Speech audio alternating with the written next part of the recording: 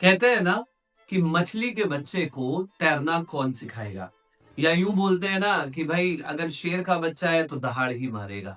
अब मेरे को लेकर के लोगों के मन में बहुत सारे विचार है, बहुत सारी बातें हैं। नमस्ते, मेरा नाम प्रतीक है। करीब 12 सालों तक उत्तर प्रदेश में रेडियो जॉकिंग करी है। कई लाइव मंचों पर नजर आया हूँ, बड़े बड़े अवार्ड शोज में गया हूँ और बहुत सारे काम करे। लेकिन इन सारे कामों को करते करते सडनली आज से 3 साल पहले मैंने मूव किया, या यूं कहूं कि मेरा कमबैक हुआ उधर की तरफ जहां से मैं आता हूँ। बहुत सारे लोग सोचते हैं ना कि प्रतीक के जो वीडियोस होते हैं ये रिलीजियस वीडियोस होते हैं। सडनली हो सकता है आजकल रिलीजियस वीडियोस का ट्रेंड है, इस वजह से प्रतीक ना रिलीजियस वीडियो बना रहा है। ऐसा बिल्कुल भी नहीं है। ट्रेंड आते और जाते रहते हैं, लेकिन जिस परिवेश से जहां से मैं आता हूं, मैं सबसे पहले आपको उसके बारे में बताता हूं। 8 साल की उम्र में मेरा जनेऊ हो गया था और मैं एक राजस्थानी पुरोहित ब्राह्मण फैमिली से बिलोंग करता हूं, जहां पर हमारे यहाँ का एक रिचुअल है कि जब जनेऊ होता है तो वेद पाठ कराया जाता है। तो हम भी उत्तर प्रदेश में रहते हैं और हमारा भी शुक्ल यजुर्वेद से हमको वेद पाठ की शिक्षा दी गई। प्रॉपर गुरु हुए हमारे और उन गुरु जी ने हमको शिक्षा दी। तो वेद पाठ करते करते शुक्ल यजुर्वेद की शिक्षा दीक्षा ली, साथ ही साथ में दुर्गा सप्तशती पढ़ी, प्लस बहुत सारे ऐसे जो संस्कृत के उपनिषद थे उनको पढ़ा, बहुत सारे ज्ञान को अर्जन करा। और आज भी ज्ञान अर्जन करने के लिए कहीं पर भी जरूरत होती है मुझे, तो मैं तुरंत आगे बढ़ जाता हूँ। रेडियो से जुड़ा हुआ था और रेडियो पे बहुत सारे काम कर रहा था। करते करते मन में ना ये ख्याल आया कि मैं ह्यूमर वाला तो आरजे हूं नहीं, मैं बहुत ज्यादा मजाक या बहुत ज्यादा तफरी या वो प्रैंक कॉल्स वो मैं नहीं कर सकता।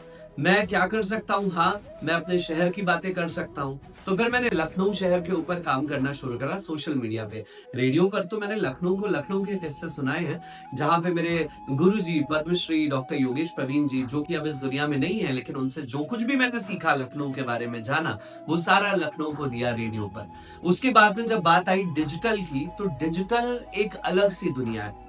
फेमस होने के लिए लोग तरह तरह के हथकंडे अपना रहे हैं। कोई फेमस होने के लिए गालियों वाले वीडियो बनाता है, कोई न्यूडिटी पोर्नोग्राफी को बढ़ाता है, कोई किसी न किसी तरीके का मजाक कर रहा है, वायरल हो रहा है, कोई अपने फैशन को लेकर के आ रहा है, कोई बहुत सारी ऐसी कुछ भी अपने ऊपर डाले ले रहा है और वो वायरल होता जा रहा है, जिसको आप लोग सेल्फ प्रोक्लेम्ड सुपरस्टार्स के नाम से जानते ही हैं। But what I can do, बचपने से 3 चीजों से प्रेम रहा है: भारत, भारती और भारतीय। भारत मेरा देश, जहां पर बहुत सारे लोग रहते हैं और हम भी रहते हैं। भारतीय संस्कृत भाषा और भारतीय एनीथिंग विच इज इंडियन, जो हमारे भारत को बिलोंग करता है। मैंने एक चीज नोटिस करी है, जब भी व्यक्ति धर्म की बात करता है तो या तो वो अपने धर्म को ऊंचा दिखाने लगता है, या तो वो सामने वाले धर्मों को नीचा दिखाने लगता है, या तो वो ये बताने लग जाता है कि भाई ये जो धर्म है ना, ये करोगे नहीं तो ये हो जाएगा, या तो वो कुछ भी इधर उधर की कुरीतियों पर टिप्पणियां करने लग जाता है, या दूसरे धर्मों की और पंथों की आलोचना करने लग जाता है। तो मेरा जो सबसे पहला एक मन का उद्देश्य था, क्योंकि मुझे पता है कि जो धर्म है वो सनातन होता है। सनातन का मतलब क्या है? सनातन का मतलब जो पहले भी था, जो अभी भी है, जो आगे भी रहेगा। तो एनीथिंग विच इज, जो पहले भी थी, अभी भी है और आगे भी रहेगी।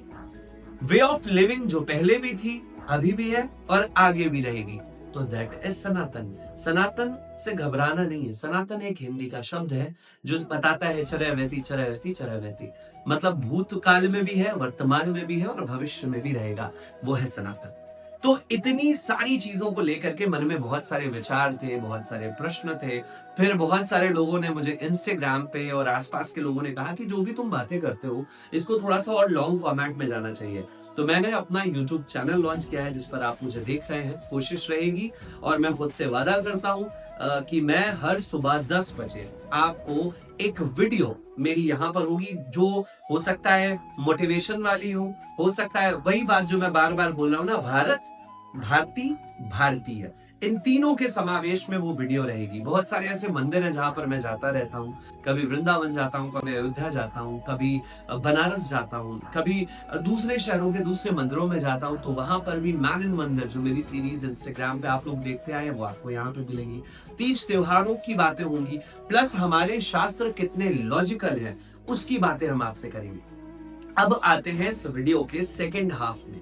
सेकंड हाफ में जब आए तो आज 1 तारीख है और कहीं ना कहीं देवोत्थनी एकादशी, इसकी चर्चा पूरी दुनिया में हो रहा है, पूरे भारत में हो रहा है। देवोत्थनी एकादशी क्या है? तो देवोत्थनी एकादशी को जानने से पहले हमें देवशयनी एकादशी पर बात करनी पड़ेगी।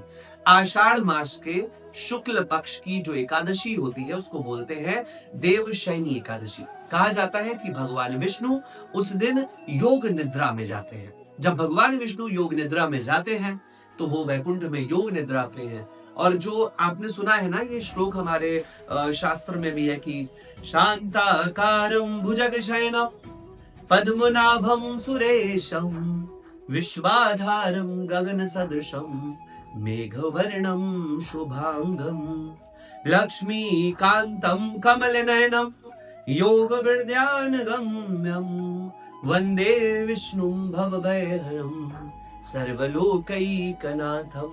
भगवान शांत स्वरूप में अपने हाथों में शंख, चक्र, गदा और पद्म धारण करे हुए हैं और सो रहे हैं। देवशयनी एकादशी में जाते हैं योग निद्रा में। और सृष्टि भी जो है ना, वो भी कहीं ना कहीं अपने बहुत सारे परिवर्तन की ओर बढ़ रही होती है। अब जब भगवान सो रहे होते हैं तो उस वक्त सृष्टि को चला कौन रहा होता है? भोलेनाथ उस सृष्टि को चला रहे होते हैं। सबसे पहले ही उनका महीना आ जाता है ना, सावन का महीना आता है, भादो का महीना आता है, क्वार का महीना आता है और कार्तिक जो अभी खत्म होने वाला है। तो अब ये जो देवशयनी एकादशी से देव उठनी एकादशी का जो वक्त होता है, इसको बोलते हैं चातुर्मास। इस चातुर्मास के पीछे भी बहुत सारे शास्त्र भी हैं, इस चातुर्मास के पीछे साइंस भी है, इस चातुर्मास के पीछे बहुत सारे रिचुअल्स भी है। तो चातुर्मास जिन लोगों ने, जैसे मैंने एक संकल्प लिया था कि मैं सूर्यास्त के बाद में अन्न खाऊंगा, तो क्या है ना कि जो चातुर्मास होते हैं, सावन, भादो, क्वार, कार्तिक, प्रकृति बहुत सारे परिवर्तन लेती है और जो मौसम भी होता है ना, वो भी काफी हद तक बदल रहा होता है। अब ऐसे में जब मौसम बदलता है तो क्या चीजें सामने आती हैं? बहुत सारे रोग ऐसे होते हैं जो आते हैं, बहुत सारे ऐसे संक्रमण जो होते हैं वो बढ़ते हैं। तो जब रोग और संक्रमण बढ़ते हैं तो ऐसे में जो सबसे बड़ी बात है वो ये कि हमारा जो शरीर है वो स्वस्थ रहना चाहिए। तो इम्यूनिटी को बढ़ाने के लिए लोग एक टाइम खाना खाते हैं। बहुत सारे ऋषि मुनि यात्रा नहीं करते हैं चातुर्मास में। क्यों? क्योंकि नदियां, बाढ़, अभी आपने देखा ना पंजाब में किस तरीके का माहौल रहा, या हमारे प्रदेश में भी कई सारी जगहों पे बाढ़ रहा, या इसके अलावा पूरे भारतवर्ष में भी बहुत सारी जगहों पर पानी की अधिकता रही, वर्षा ऋतु की अधिकता रही। तो ऐसे में बहुत सारे जो जीव होते हैं, बहुत सारे जो व्यक्ति होते हैं वो परेशान ना हो। इसके पीछे भी एक रीजन दिया गया कि भाई आप चातुर्मास में ट्रैवल ना करें। अब इसके पीछे का साइंस भी है, इसके पीछे की शास्त्रीय मान्यताएं भी हैं। So now coming towards Devotthani Ekadashi. Devotthani Ekadashi की अगर बात करें तो कहा जाता है देवोत्थनी एकादशी पे भगवान विष्णु अपनी योग निद्रा से जागृत होते हैं। देवोत्थनी एकादशी में वैकुंठ में बैठे भगवान विष्णु की सभी देवता अर्चन करते हैं, वंदन करते हैं और साथ ही साथ में तुलसी विवाह। कहा जाता है ना कि तुलसी जी जो थी उनका नाम था वृंदा, और वृंदा भगवान विष्णु की एक बहुत बड़ी भक्त हुआ करती थी। उनके जो पति थे वो दैत्य थे, जलंधर कहा जाता है, जिनका वध किया गया था। और भगवान विष्णु जो थे, जब वो उन्होंने देखा कि ये जो वृंदा है, वृंदा ने भगवान विष्णु को श्राप दे दिया था पाषाण हो जाने का, जो कि शालिग्राम रूप में भगवान विष्णु आए। फिर उसके बाद में भगवान विष्णु ने उनके ऊपर एक तरीके से कहा जाए ना कि प्रत्युपकार करते हुए भगवान विष्णु ने वरदान दिया कि अगर मैं शालिग्राम भी हुआ तो कोई बात नहीं, तुम तुलसी के रूप में कलयुग में आओगी और तुलसी विवाह इसी दिन होगा। तो देवोत्थनी एकादशी को लोग तुलसी विवाह भी करते हैं। कहा जाता है कि जिनके घरों में शादियां नहीं हो रही हो उनको अपने घरों में तुलसी जी का विवाह करना चाहिए, और तुलसी विवाह करने से क्या होता है, उनके घर में मांगलिक कार्यक्रमों की शुरुआत हो जाती है। ये तो शास्त्र कहता है। अगर देवोत्थनी एकादशी के पीछे की कहीं ना कहीं हम साइंस को देखें तो तुलसी कहा जाता है, अगर तुलसी के पत्तों का जिक्र करें तो हमारे धर्म के अलावा इस्लाम पंथ में भी मैंने कहीं पे सुना भी है। अब कितना करेक्ट है ये बात तो आप कमेंट में मुझे बता सकते हैं। दरख्ते रेहान की बात होती है, तो रेहान जो है ना उर्दू में बोला जाता है तुलसी को, और ये भी बोलते हैं कि जो पवित्र पौधा है उसको रेहान का पौधा माना गया है, और रेहान इस तुलसी, ये आपको गूगल पर भी जानकारी में मिलेगी और बहुत सारे रेफरेंसेस वहां पे मिलते हैं। प्लस इसके अलावा तुलसी का जो एक पौधा है, ये आने वाले समय में, क्योंकि विंटर्स आती है ना, तो विंटर्स में बहुत सारे लोगों को इम्यूनिटी चाहिए होती है एंड इस इम्यूनिटी को हम तुलसी जी से लेते हैं। तो भाई अब हमारे यहाँ भारतीय एक परंपरा रही है कि हम किसी भी तरीके का जो भी व्यक्ति हमारे भारतीय क्या होता है, आप समझिए भारतीय वो नहीं होता है जो पंथों में बटा है। भारतीय वो होता है, भारतीय होना अपने आप में एक फीलिंग है। भारतीय होना ही अपने आप में बहुत बड़ा धर्म है। भारतीय क्या होता है, भारतीय एक कृतज्ञ होता है, हर छोटी छोटी सी चीजों के लिए आभार व्यक्त करता है। तो हमारी परंपरा कहती है कि भाई अगर ये जो तुलसी है ये आने वाले समय में हमारे साथ रहने वाली, इम्यूनिटी देने वाली है। बहुत सारे लोग चाय में भी लेते हैं, बहुत सारे लोग ऐसे भी माताएं बच्चों को, छोटे बच्चों को जाड़े से बचने के लिए शहद में तुलसी देती हैं। तो कहीं ना कहीं उनके प्रति आभार व्यक्त करने की जो एक परंपरा है ना, वो भी इसमें आती है। तो अब देवोत्थनी एकादशी आ गई, इसका महत्व आपको समझ में आ गया। आज का ये जो वीडियो था इसमें आपने बहुत सारी बातें करी, थोड़ी मैंने मेरी बातें करी, थोड़ी मैंने आपको आने वाले जो त्योहार है, जो देवोत्थनी एकादशी, इसकी बातें करी। लेकिन अब जैसे जैसे इस सफर में आप मेरे साथ में जुड़ते रहेंगे, मुझे आपसे 2 प्रॉमिस चाहिए। पहला तो ये चाहिए कि अगर आपको मेरी बातें समझ में आई तो कौन सी बात सबसे अच्छी लगी वो आप मुझे कमेंट में जरूर बताइए। बाकी मेरा इंस्टाग्राम और फेसबुक भी नीचे लिख करके आ रहा है, आप वहां पर जा करके मुझे बता सकते हैं। दूसरी बात जो मुझे चाहिए, अगर मेरी किसी भी बात में आपका द्वंद है, भाई देखिए हमारा आपका मतभेद बिल्कुल हो सकता है लेकिन मनभेद नहीं होना चाहिए। तो अगर हमारा आपका मतभेद है तो आप अपने मत को कमेंट में जरूर बताइए और हम आपसे कुछ सीखेंगे, कुछ आप हमसे सीखेंगे। तीसरी बात, किसी एक व्यक्ति से इस वीडियो को जरूर शेयर करिए, उससे 2 फायदे होंगे। पहला, मेरा सपोर्ट होगा क्योंकि मैंने भी भाई आपके लिए ये YouTube की दुनिया में खुद को लाया। मुझे भी चाहिए बैकग्राउंड में ढेर सारे जो बटन्स होते हैं ना, वो मुझे चाहिए, लेकिन उस सारे बटन से भी ज्यादा जो मुझे चाहिए वो मुझे चाहिए आपका प्यार, आपका सपोर्ट। तो आप मेरे को भी सपोर्ट करिए किसी एक व्यक्ति से इस वीडियो को शेयर करके। दूसरी बात, उस व्यक्ति को भी सपोर्ट करिए जिसको इस नॉलेज की जरूरत है। नमस्ते, राधे राधे, मिलते हैं कल एक और वीडियो में।